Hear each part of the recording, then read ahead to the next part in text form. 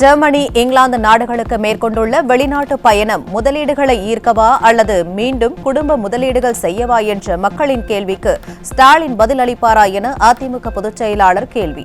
40 மாதங்களில் 4 முறை வெளிநாடுகளுக்கு குடும்பத்துடன் சுற்றுப்பயணம் மேற்கொண்ட ஸ்டாலின், இந்தியாவில் மற்ற மாநில முதலமைச்சர்கள், அமைச்சர்கள் ஈர்த்த முதலீட்டை விட மிக மிக குறைவான முதலீட்டை கொண்டு வந்துள்ளதாகவும் விமர்சனம்.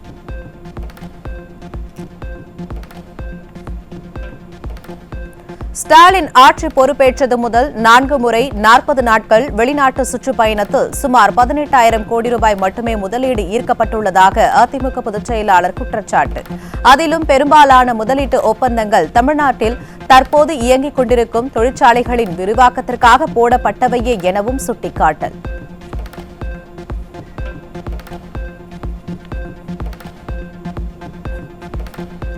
நான்கு முறை வெளிநாடு பயணம் சென்று சுமார் 922 புரிந்துணர்வு ஒப்பந்தங்கள் போட்டுள்ளதாக மார்த்தட்டிக் கொள்ளும் ஸ்டாலின், புதிதாக செய்த புரிந்துணர்வு ஒப்பந்தங்கள் வெறும் 36 மட்டுமே.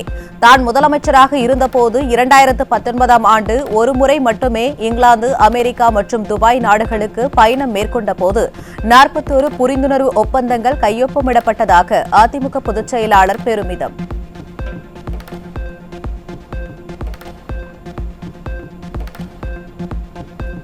தமது வெளிநாட்டு பயணத்தின் மூலம் பல ஆயிரம் கோடி ரூபாய் தொழில் முதலீடுகளை ஈர்த்தது மட்டுமின்றி 1100 கோடி ரூபாய் மதிப்பில் கால்நடை ஆராய்ச்சி நிலையம் உருவாக்கியதாக கழக பொதுச் செயலாளர் எடப்பாடி கே. பழனிசாமி பெருமிதம்.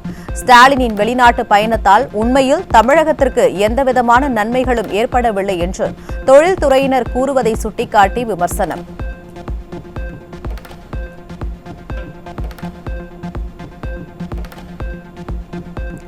தமது தலைமையிலான ஆட்சியில் கோவிட் தொற்று நோய் காலத்தில் 60,674 கோடி ரூபாய் முதலீடு, 1,721 பேருக்கு வேலைவாய்ப்பு மற்றும் 73 புரிந்துணர்வு ஒப்பந்தங்கள் கையெழுத்தானதாக அதிமுக பொதுச் செயலாளர் அறிக்கை.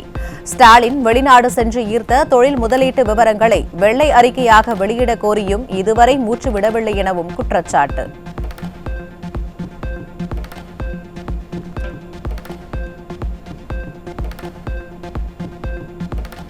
அமெரிக்காவின் கூடுதல் வரி விதிப்பால் நெருக்கடிக்குள்ளாகியுள்ள திருப்பூர் பின்னலாடை தொழிலை பாதுகாக்க நிவாரணம் மற்றும் ஊக்கத்தொகை வழங்க வேண்டும் என பிரதமர் மோடிக்கு கழக பொதுச் செயலாளர் வலியுறுத்தல். பின்னலாடை நிறுவனங்கள் பெற்ற வங்கி கடன் தவணைகளை செலுத்த 6 மாத கால அவகாசம், பருத்தி மீதான வரி குறைப்பு உள்ளிட்ட நடவடிக்கைகளை உடனடியாக மேற்கொள்ள வேண்டும் என பிரதமருக்கு எழுதியுள்ள கடிதத்தில் வேண்டுகோள்.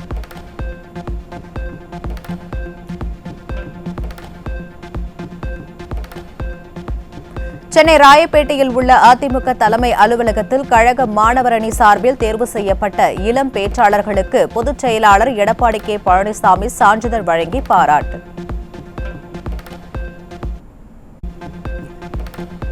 திமுக ஆட்சியில் நடைபெறும் தவறுகளை இளம் பேச்சாளர்கள் தைரியமாக சுட்டிக்காட்டுங்கள் என்றும் உங்களுக்கு முழுமையாக நாங்கள் துணை நிற்போம் என்றும் கழக பொதுச் செயலாளர் சிறப்புரை.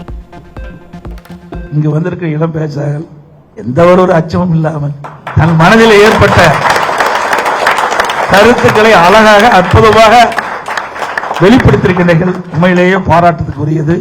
அந்த அளவுக்கு திறமையான பயிற்சி உங்களுக்கு வழங்கியிருக்கார் என்று நான் கருதுகிறேன். அதேபோல திராவிட முன்னேற்ற கழக ஆட்சியில் நடைபெற்ற தவறுகளை தகுதியமாக நீங்கள் சுட்டிக்காட்டலாம். உங்களுக்கு நான் முழுமையாக துணை நிற்போம்.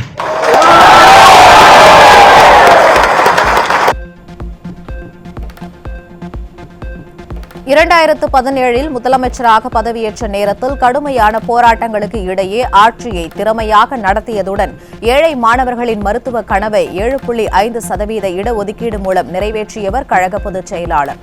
அதிமுக மாணவர் அணி சார்பில் தேர்ந்தெடுக்கப்பட்ட இளம் பேச்சாளர் சதீஷ் அதிமுக தலைமை அலுவலகத்தில் பேச்சு. 2017ஆம் ஆண்டு அவர் ஆட்சி பொறுப்பு ஏற்கும் போது அத்தனை போராட்டங்கள். 2017ஆம் ஆண்டு வறட்சி வாட்டி எடுத்தது, வறட்சியை மீட்டெடுத்தார். கஜா புயலும் ஒக்கி புயலும் தமிழக மக்களை சுழன்று சுழன்று அடித்தது, புயலுக்கே சூழரை உடைத்தார். மக்களுக்காக நான் இருக்கிறேன் என்று சொல்லி 7.5% உள்ளொதுக்கீடை கொண்டு வந்து ஏழை மாணவர்களின் மருத்துவ கனவை நிறைவேற்றியவர் அவர். எத்தனையோ பட்டங்கள் இருக்கின்றன. அவர் தன்னை ஒரு விவசாயி என்று சொல்லிக் கொள்வதுதான் பெருமை கொள்வார். மாணவர்கள், விவசாயிகள், பெண்கள் என அனைத்து தரப்பினரின் மேம்பாட்டிற்காகவும் திட்டங்களை அறிவித்து செயல்படுத்தியவர் கழக பொதுச் செயலாளர். அதிமுக மாணவரணி சார்பில் இளம் பேச்சாளராக தேர்வு செய்யப்பட்ட நிறைமாத கர்ப்பிணி காயத்ரி பாட்டு பாடி உருக்கமான பேச்சு. முக்கியமாக பாருங்க, விவசாயிகளுக்கான நலன், மாணவர்களுக்கான கல்வி முன்னேற்றம், பெண்களுக்கான வாழ்க்கை முன்னேற்றம், சாலை, கல்வி, போக்குவரத்து, குறிப்பாக கொரோனா காலத்தினுடைய சேவை எப்போதும் தமிழ்நாட்டு மக்களுடைய மனதில் நீங்காத இடத்தை பிடித்த புரட்சி நாயகன், புரட்சி தமிழராக இருக்கக்கூடிய மாண்புமிகு ஐயா அவர்கள் மட்டும்தான். இப்படி எத்தனையோ விஷயத்தை சொல்லிக் கொண்டே போகலாம். ஐயா அவர்கள் மட்டும் நாட்டினுடைய முதலமைச்சரானால் மாணவர்களுக்கு வாய்ப்பு கிடைக்கும், விவசாயிகளுக்கு நன்மை கிடைக்கும், பெண்களுக்கு வலிமை கிடைக்கும், தமிழ்நாட்டு மக்களுக்கு எதிர்காலத்தை பற்றிய நம்பிக்கை கிடைக்கும் என்றாலும் வள்ளலாராகவே ஐயாவை இன்று நான் பார்க்கின்றேன். நீங்க நல்லா இருக்கணும், நாடு முன்னேற, இந்த நாட்டில் உள்ள ஏழைகளின் வாழ்வு முன்னேற. சென்னை ராயப்பேட்டையில் உள்ள அதிமுக தலைமை அலுவலகத்தில் கழக இளைஞர் மற்றும் இளம் பெண்கள் பாசறை ஆலோசனைக் கூட்டத்தில் கழக பொதுச் செயலாளர் எடப்பாடி கே. பழனிசாமி சிறப்புரை. திமுக ஆட்சியில் ஊழல் இல்லாத துறையே இல்லை என்றும், திமுக ஆட்சியாளர்களின் தவறுகளை தைரியமாக சுட்டிக்காட்டுங்கள் என்றும் புரட்சித் தமிழர் பேச்சு. இன்றைக்கு மிகப்பெரிய எதிர்ப்பு வந்திருக்கிறது. காரணம், எல்லா துறையிலும் ஊழல், ஊழல் இல்லாத துறையே கிடையாது. மக்கள் பணி என்று எடுத்துக்கொண்டால் எதுவுமே கிடையாது. முழுக்க முழுக்க குடும்பத்தினுடைய ஆதிக்கம் இன்றைக்கு அதிகமாகிவிட்டது, அதிகார மையங்கள் அதிகமாகிவிட்டது. அதிமுக பொதுச் செயலாளர் எடப்பாடி கே. பழனிசாமி தலைமையில் மாவட்ட கழக செயலாளர்கள் ஆலோசனைக் கூட்டம். சென்னை ராயப்பேட்டையில் உள்ள அதிமுக தலைமை கழகமான புரட்சித் தலைவர் எம்ஜிஆர் மாளிகையில் ஆலோசனை.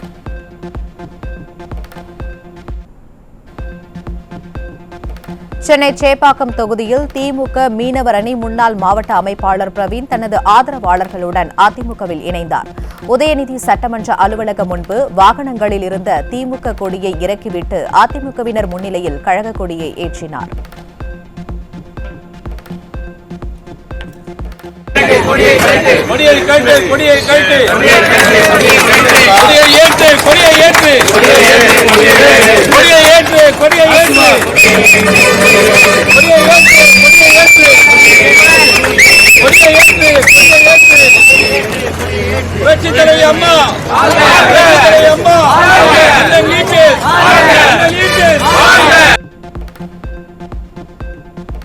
சீனாவில் நடைபெறும் ஷாங்காய் ஒத்துழைப்பு அமைப்பு உச்சி மாநாட்டில் பங்கேற்க உள்ள பிரதமர் மோடிக்கு தியான்ஜின் விமான நிலையத்தில் சிவப்பு கம்பள வரவேற்பு. இசை வாத்தியங்கள் இசைத்து அளிக்கப்பட்ட வரவேற்பை ஏற்றார் பிரதமர் மோடி.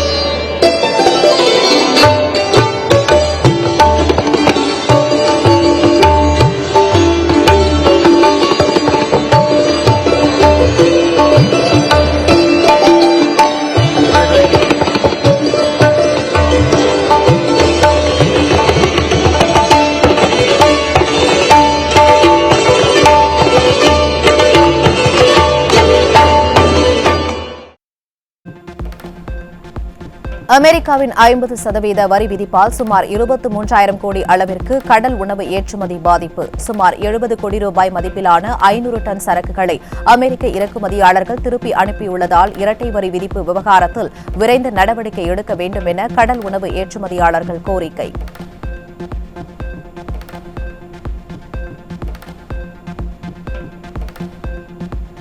ஜவுளி நகரமான திருப்பூரின் காதர்பேட்டையில் உள்நாட்டு வர்த்தகம் பாதிக்கப்பட்டுள்ளதால் 30% கடைகள் மூடப்பட்டுள்ள அவலம். விடியா திமுக அரசின் மின்கட்டண உயர்வு, வரி உயர்வால் வெளிமாநில தொழிலாளர்கள் அவரவர் மாநிலங்களிலேயே தொழில் தொடங்குவதால் ஏற்படும் ஆட்கள் பற்றாக்குறையால் உற்பத்தி பாதிப்பு என குற்றச்சாட்டு.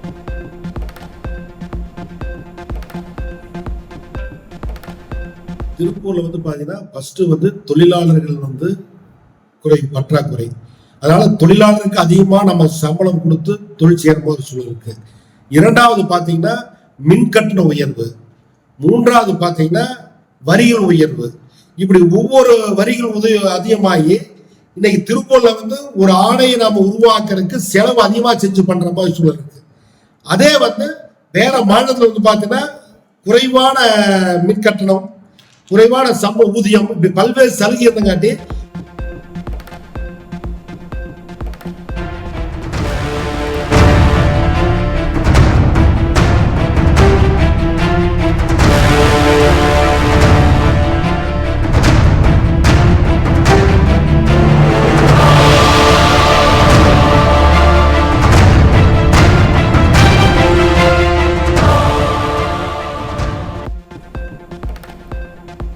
திருவண்ணாமலை மாவட்டம் மந்தவாசி அருகே இருசக்கர வாகனத்தில் சென்று கொண்டிருந்த பெண்ணை கீழே தள்ளி பாலியல் தொல்லை கொடுத்த இளைஞர் சிக்கினார். நிர்வாக திறனற்ற ஸ்டாலின் ஆட்சியில் பெண்கள் வேலைக்கு சென்றுவிட்டு இரவு நேரத்தில் வீட்டிற்கு பாதுகாப்பாக செல்ல முடியவில்லை என பொதுமக்கள் குற்றச்சாட்டு. மழை நிலவரம், காய்கறி விலை நிலவரம் போல் திராவிட மாடல் ஆட்சியில் கொலை நிலவரத்தை அடுத்து இன்றைய போதைப் பொருள் விற்பனை நிலவரம். கடலூர் மாவட்டம் புவனகிரியில் இளைஞர்களின் வாழ்க்கையை சீரழிக்க எடுத்து செல்லப்பட்ட ஹான்ஸ் கூலிப் உள்ளிட்ட 22 கிலோ குட்கா பொருட்களுடன் இருவர் சிக்கினர். தடை செய்யப்பட்ட போதைப் பொருட்களின் நடமாட்டத்தை தடுக்க தவறிய கும்பகர்ண தூக்க ஏவல் துறைக்கு பொதுமக்கள் கடும் கண்டனம்.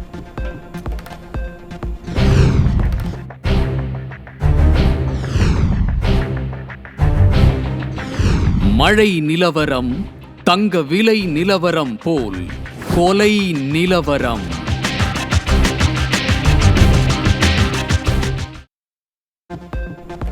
நெல்லை மாவட்டம் மூலக்கரைப்பட்டி அருகே தகாத உறவில் இருந்த தாயை மகனை அடித்துக் கொன்ற அதிர்ச்சி சம்பவம். ஸ்டாலின் ஆட்சியில் சட்டம் ஒழுங்கு சீரழிந்துள்ளதால் தமிழ்நாட்டில் கொலைகள் நடக்காத நாளே இல்லை என மக்கள் விமர்சனம்.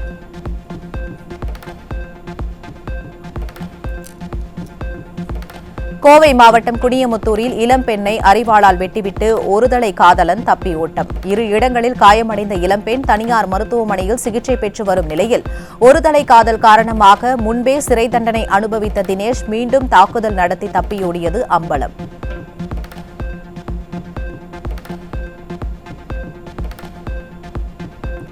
தூத்துக்குடி மாவட்டம் ஸ்ரீவைகுண்டம் அருகே கூலி தொழிலாளி கொலை செய்யப்பட்ட சம்பவத்தில் குற்றவாளிகளை கைது செய்ய வலியுறுத்தி சடலத்துடன் உறவினர்கள் சாலை மறியல். சட்டம் ஒழுங்கை காக்க திறனற்று இருக்கும் விடியா ஸ்டாலின் அரசின் ஏவல் துறை கொலையாளிகளை கூட கைது செய்ய முடியாமல் திணறி வருவதற்கு பொதுமக்கள் கடும் கண்டனம்.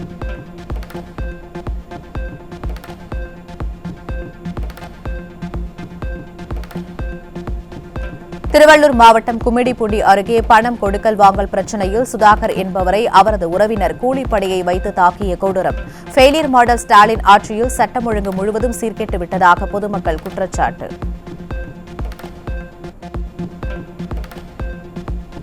தனியார் ஆங்கில செய்தி ஊடகம் வெளியிட்ட நாட்டின் சிறந்த முதலமைச்சர்கள் பட்டியலில் முதல் 10 இடங்களில் தமிழக முதலமைச்சர் ஸ்டாலின் இடம்பெறவில்லை. பல மாநில முதலமைச்சர்கள் இடம்பெற்றிருந்த நிலையில் முதலமைச்சர் ஸ்டாலின் பெயர் இல்லாதது தமிழ்நாட்டின் அவல ஆட்சி தேசிய அளவில் அம்பலமாகியுள்ளதாக எழும் விமர்சனம்.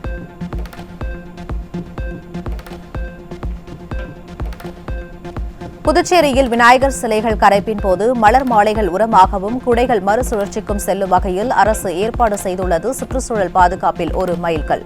தமிழ்நாட்டிலோ எந்த முன்னேற்பாடுகளையும் செய்யாமல் வெளிநாட்டு பயணத்தில் கோட்டு ஷூட்டு சன்கிளாஸ் தேர்வில் மூழ்கியிருக்கும் ஸ்டாலினுக்கு மக்கள் பிரச்சினைகளை விட மேக்கப் முக்கியமா என மக்கள் கேள்வி.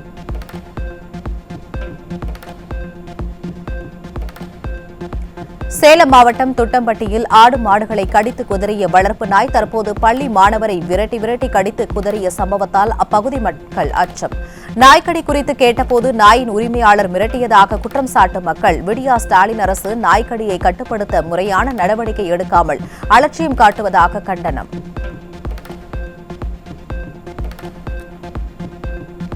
புதுக்கோட்டை மாவட்டம் சத்தியமங்கலம் அருகே உள்ள மேலூரில் தெருநாய் கடித்ததில் 6 பேர் படுகாயம்.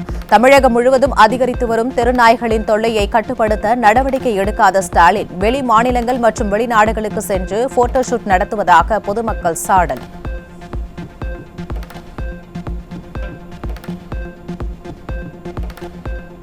திண்டுக்கல் மாவட்டம் வத்தலகுண்டு அருகே அரசு பள்ளியின் மேற்கூரை சேதமடைந்த நிலையில் வகுப்பறைக்குள் மழை கொட்டும் வீடியோ வெளியானதால் அதிர்ச்சி. பள்ளியின் அவலம் குறித்து ரசிகர் மன்ற தலைவரை அமைச்சராக கொண்டுள்ள விடிய அரசின் கல்வித்துறையிடம் பலமுறை புகார் அளித்தும் நடவடிக்கை இல்லை என பொதுமக்கள் குமுறல்.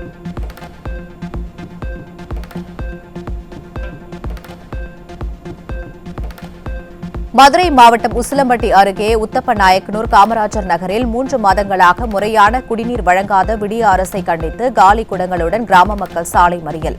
மோட்டார் பழுதை காரணம் காட்டி குடிநீர் விநியோகம் செய்யாதது குறித்து விடியா நிர்வாகத்திடம் பலமுறை முறையிட்டும் பலனில்லை எனவும் மக்கள் புகார்.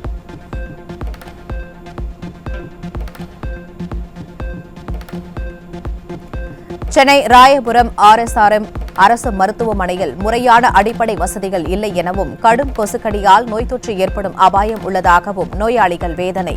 அரசு மருத்துவமனைகளின் குறைபாட்டை கண்டுகொள்ளாத சுய விளம்பர பிரியரான சுகாதாரத்துறை அமைச்சர் மாசு எந்த போட்டோ ஷூட்டில் உள்ளார் என பொதுமக்கள் கேள்வி.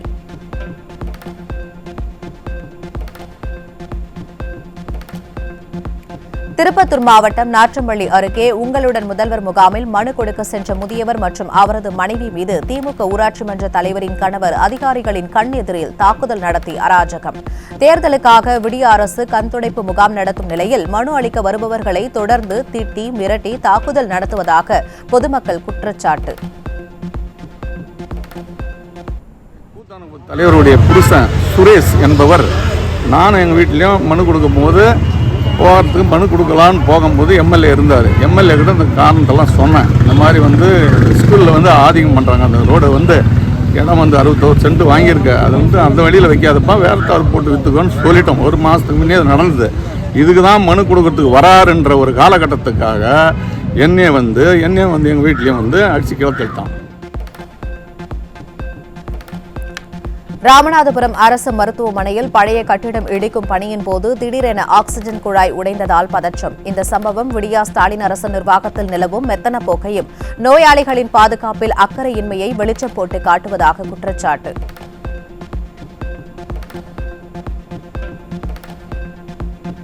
சென்னையில் விநாயகர் சிலைகள் கடலில் கரைப்பதற்காக மெரினா முதல் நீலாங்கரை வரை கடற்கரையில் கட்டட இடுபாடுகள் கொட்டி நிரப்பப்பட்டுள்ளதாக குற்றச்சாட்டு. பசுமை கடற்கரை என கூறி கடற்கரையை நாசம் செய்த சென்னை மாநகராட்சி நிர்வாகம் வருகிற 2ஆம் தேதிக்குள் பதிலளிக்குமாறு தேசிய பசுமை தீர்ப்பாய தெற்கு அமர்வு உத்தரவு.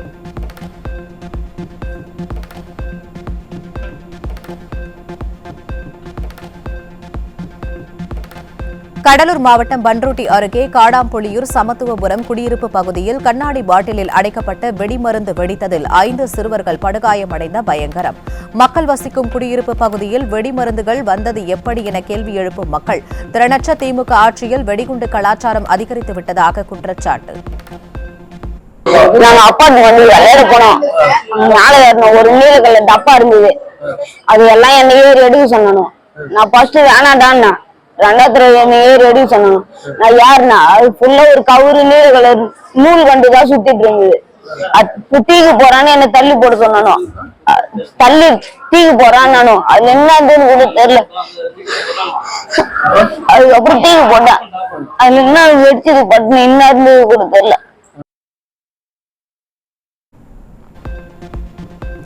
சிவகங்கை மாவட்டம் மலம்பட்டியை சுற்றியுள்ள பகுதியில் திடீரென வீசிய காற்றால் 300க்கும் மேற்பட்ட பப்பாளி மரங்கள் சாய்ந்து விழுந்து சேதமானதால் விவசாயிகள் கவலை. கடன் வாங்கி செலவு செய்து நஷ்டத்தை சந்தித்துள்ளதால் விடிய அரசு முறையாக ஆய்வு செய்து இழப்பீடு வழங்க வேண்டும் என விவசாயிகள் கோரிக்கை. தஞ்சாவூர் மாவட்டம் ஆதனூர் தொடக்க வேளாண் கூட்டுறவு கடன் சங்கத்தின் முன்பாக விடிய அரசை கண்டித்து கறவை பசு வளர்ப்போர் மற்றும் மகளிர் சுய உதவிக்குழுவினர் மாடுகளுடன் ஆர்ப்பாட்டம். ஏழை விவசாயிகளிடம் கொள்முதல் செய்யப்படுகிற பாலிற்கு நியாயமான விலை வழங்கப்படாததை கண்டித்து முழக்கம். அரசாங்கம் சாராயம் கொள்முதல் செய்யும் பொழுது அதிக விலை கொடுத்து வாங்குகிறது.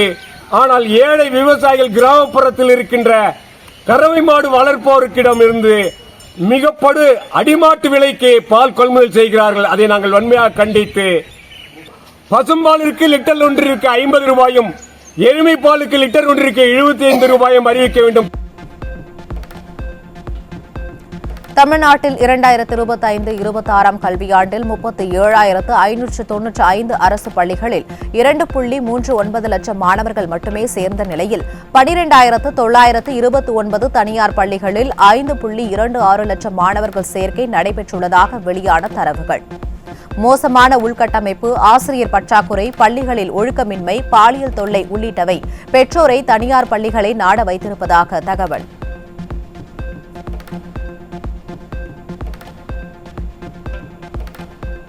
செங்கல்பட்டு மாவட்டம் அச்சரப்பாக்கம் அருகே நாகர்கோவிலில் இருந்து சென்னை நோக்கி வந்த அரசு விரைவு பேருந்து நடுவழியில் பழுதாகி நின்றதால் பயணிகள் அவதி.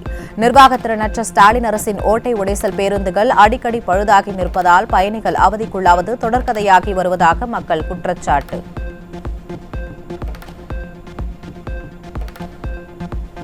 விருதுநகர் மாவட்டம் சாத்தூரில் கிளாம்ப் தயாரிப்பு கம்பெனியில் மின்சாரம் தாக்கி தொழிலாளி உயிரிழந்த பதைபதைக்க வைக்கும் வீடியோ காட்சி வெளியீடு. முறையான பாதுகாப்பு உபகரணங்கள் வழங்கி தங்களின் பாதுகாப்பை உறுதி செய்ய வேண்டும் என தொழிலாளர்கள் வலியுறுத்தல். புதுக்கோட்டை மாவட்டம் அம்மாபட்டினம் கிராமத்தில் உள்ள சாலையில் விளையாடிக் கொண்டிருந்த சிறுவனை தெருநாய்கள் விரட்டி கடிக்க முயன்ற சம்பவத்தால் அதிர்ச்சி. நிர்வாகத்திறனற்ற ஸ்டாலின் அரசும் புதுக்கோட்டை மாவட்ட நிர்வாகமும் தெருநாய்களை கட்டுப்படுத்த தவறிவிட்டதாக பொதுமக்கள் குற்றச்சாட்டு. கன்னியாகுமரி மாவட்டம் சுசீந்திரம் தானுமாலையன் சுவாமி கோவிலில் 10 நாட்கள் நடைபெறும் ஆவணி திருவிழா கொடியேற்றத்துடன் தொடங்கியது. விழாவின் சிகர நிகழ்ச்சியான தேரோட்டம் செப்டம்பர் 7ஆம் தேதி நடைபெறுகிறது.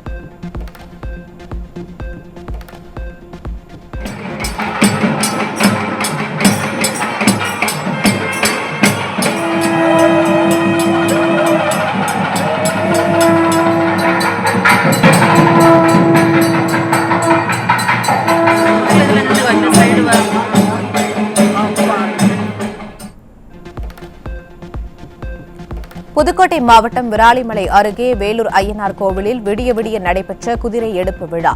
வான வேடிக்கைகளுடன் சுடுமண் குதிரைகளை 2 கிலோமீட்டர் தூரத்திற்கு தோளில் சுமந்து சென்று பக்தர்கள் நேர்த்திக்கடன்.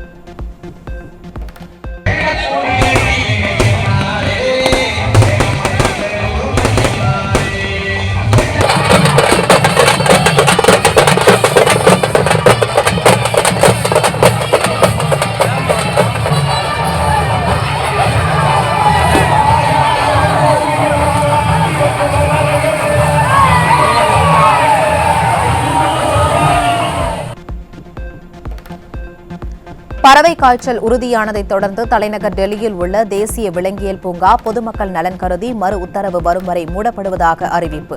மதுரா சாலையில் செயல்படும் பூங்காவில் மஞ்சள் மூக்கு நாரை மற்றும் கருப்பு கழுத்து நாரைகள் இறந்ததை அடுத்து நடைபெற்ற ஆய்வில் பறவை காய்ச்சல் உறுதியானது.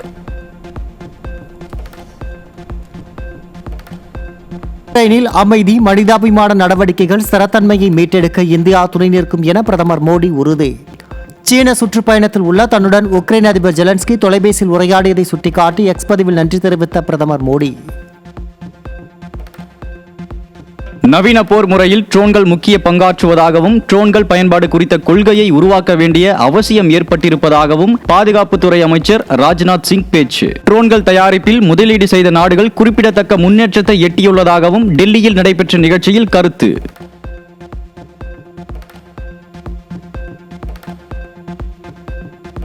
சீன நாட்டினர் அனுப்பி வைத்த சிம்பாக்ஸ் கேட்வே என்ற அதிநவீன சாதனம் வாயிலாக ஆன்லைனில் பண மோசடிக்கு முயற்சி செய்த 6 பேர் சிக்கினர். ஸ்டாலின் ஆட்சியில் சைபர் கிரைம் ஏவல் துறை முடங்கி இருப்பதால் சர்வதேச மோசடிகள் அரங்கேறுவதாக மக்கள் விமர்சனம். கள்ளக்குறிச்சி மாவட்டம் சங்கராபுரம் அருகே நள்ளிரவில் வீட்டில் உறங்கிக் கொண்டிருந்த பெண்ணின் காதை அறுத்து தோடு மற்றும் தாலி செயினை பறித்து சென்ற கொடூரம். ஸ்டாலின் ஆட்சியில் செயலிழந்த காவல்துறையால் வீட்டில் கூட நிம்மதியாக தூங்க முடியாமல் அச்சத்துடன் வாழ வேண்டியுள்ளதாக குற்றச்சாட்டு. 2024-25 நிதியாண்டில் அந்நிய நேரடி முதலீட்டில் 39% பங்குடன் மகாராஷ்டிரா முதலிடம் பிடித்துள்ள நிலையில் நிர்வாக திறனற்ற ஸ்டாலின் ஆட்சியில் தமிழ்நாடு 5வது இடம். அந்நிய நேரடி முதலீடுகள் குறித்து தெளிவான புள்ளி விவரங்கள் வெளிவந்த நிலையில் தமிழகம் அந்நிய முதலீட்டில் முதல் மாநிலமாக உள்ளதாக உதயநிதி ஸ்டாலின் பொய்யான தகவலை வெளியிட்டு வருவதற்கு தொழில் முனைவோர்கள் கண்டனம். கடலூர் மாவட்டத்தில் அரசு பள்ளி 9ஆம் வகுப்பு மாணவன் கிணற்றில் சடலமாக மீட்கப்பட்ட விவகாரத்தில் பள்ளி கழிவறை பயன்படுத்த முடியாத நிலையில் இருந்ததால் இயற்கை உபாதையை கழிக்க வெளியே சென்றதே உயிரிழப்புக்கு காரணம் என திடுக் தகவல். பள்ளி மாணவர்கள் மீது அக்கறை இல்லாத இந்த விடிய அரசு ஆட்சி முடிவதற்குள் இன்னும் எத்தனை மாணவர்களின் உயிரை காவு வாங்க போகிறதோ என பெற்றோர்கள் கவலை. சென்னை அம்பத்தூரில் வாகன ஓட்டிகளை அச்சுறுத்தும் வகையில் இளைஞர்கள் பைக் ரேஸில் ஈடுபடும் வீடியோ வெளியாகி அதிர்ச்சி. அப்பாவி வாகன ஓட்டிகளை பிடித்து அபராதம் என்ற பெயரில் வசூல் வேட்டையில் ஈடுபடும் போக்குவரத்து போலீசார் இதுபோல் பைக் சாகசத்தில் ஈடுபடும் நபர்கள் மீது நடவடிக்கை எடுக்காதது ஏன் என மக்கள் கேள்வி. பேருந்து நிலைய பகுதியில் ஆட்டோ ஸ்டாண்ட் அமைத்து தர கோரி போராடிய ஆட்டோ ஓட்டுநர்கள் மீது ஏவல் துறையினர் தடியடி. ஆட்டோ ஸ்டாண்ட் அமைத்து தராமல் உள்ள ஸ்டாலின் அரசின் அலட்சியத்தால் பயணிகளை ஏற்றுவது தொடர்பாக ஆட்டோ ஓட்டுநர்கள் இடையேயான தகராறில் இருவருக்கு அறிவால் வெட்டு ஏற்பட்டதை கண்டித்து நடைபெற்ற போராட்டத்தில் ஏவல் துறை அடாவடி.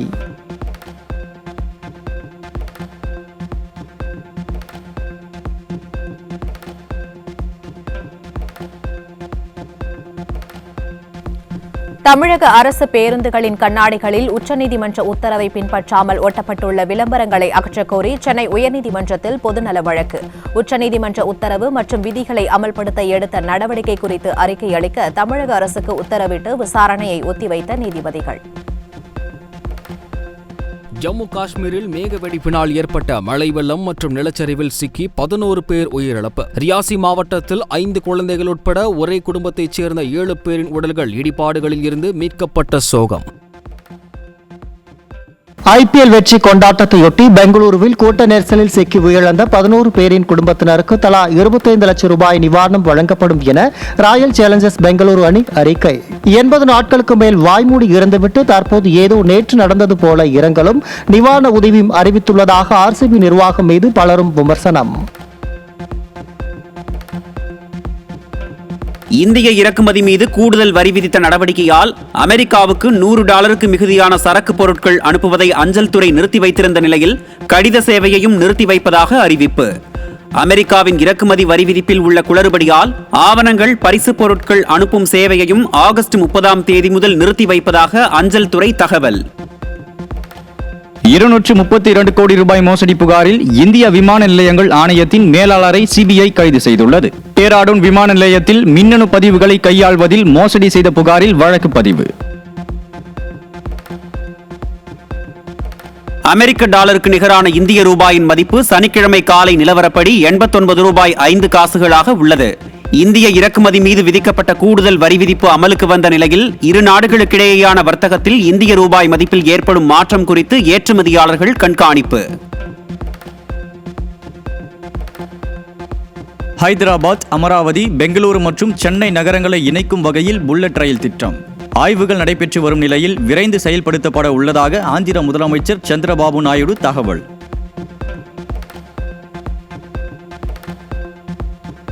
இந்திய விண்வெளி ஆராய்ச்சி மையமான இஸ்ரோ அடுத்த 40 ஆண்டுகளில் செவ்வாய் கிரகத்தில் 3D பிரிண்டில் செய்யப்பட்ட குடியிருப்புகளை அமைத்து மனிதர்களை குடியமர்த்துவதற்கான முன்னோடி பயணங்களை தொடங்க திட்டம். 2047ஆம் ஆண்டுக்குள் நிலவில் குழு நிலையம், விண்வெளி வாகனங்கள் மற்றும் எரிபொருள் கிடங்குகளை அமைக்கும் பணிக்காக 150 டன் பேலோடு கொண்டு செல்லக்கூடிய வலுவான ராக்கெட்டுகளை மேம்படுத்தும் இஸ்ரோ. சீனாவின் தியான்ஜின் நகரில் ஷாங்காய் ஒத்துழைப்பு அமைப்பு உச்சிமாநாட்டிற்காக வடிவமைக்கப்பட்ட அதிநவீன பெண் உருவ செயற்கை நுண்ணறிவு உதவியாளர். சர்வதேச பிரதிநிதிகள், ஊடகவியலாளர்கள் மற்றும் உச்சிமாநாட்டு அமைப்பாளர்களிடையே தடையற்ற தகவல் தொடர்பை எளிதாக்க ஏற்பாடு.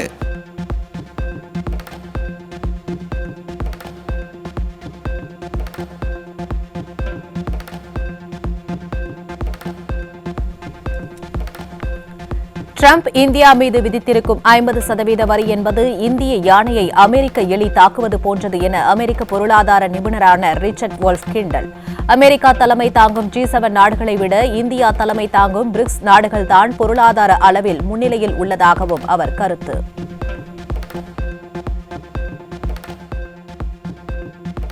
அமெரிக்க அதிபர் ட்ரம்ப் மற்ற நாடுகள் மீது விதித்த வரிகள் சட்டவிரோதமானது என அமெரிக்க நீதிமன்றம் உத்தரவு. உலகில் உள்ள அனைத்து நாடுகள் மீதும் வரிகளை விதிக்க ட்ரம்பிற்கு அதிகாரம் இல்லை எனவும் நீதிமன்றம் அதிரடி தீர்ப்பு. ராஜஸ்தான் ராயல்ஸ் அணியின் தலைமை பயிற்சியாளர் ராகுல் டிராவிட் திடீர் விலகல். அணியின் கேப்டன் சஞ்சு சாம்சன் இடையே ஏற்பட்ட கருத்து வேறுபாடால் பதவி விலகல் முடிவை டிராவிட் எடுத்திருக்கலாம் என தகவல். பூடான் தலைநகர் திம்பில் நடைபெற்று வரும் ஜூனியர் மகளிர் தெற்காசிய கால்பந்து சாம்பியன்ஷிப் போட்டியில் 5வது ஆட்டத்தில் நேபாளத்துடன் இந்திய அணி பல பரீட்சை.